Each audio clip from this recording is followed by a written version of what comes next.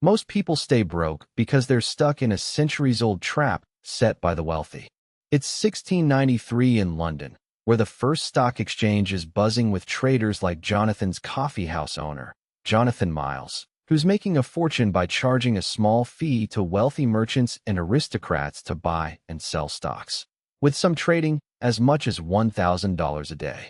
But here is where it gets interesting, as these early investors start to realize that it's not just the stocks that are valuable, but the actual pieces of paper that represent ownership, like the $100 notes being printed by the Bank of England.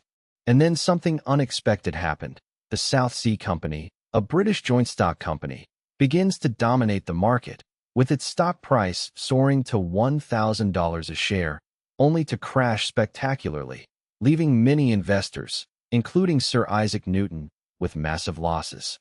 Nobody saw what came next, as the global economy begins to feel the ripple effects of this disaster, with trade slowing down and many people losing their savings. But the shocking truth is that the wealthy elite actually made money from the crash by short-selling the stocks. This story has a direct lesson for today, where the same principles of smart investing and understanding the system still apply. So don't put all your money in one place. Diversify, and always keep an eye on the fees you're paying, like the $10 monthly fee on a $1,000 investment.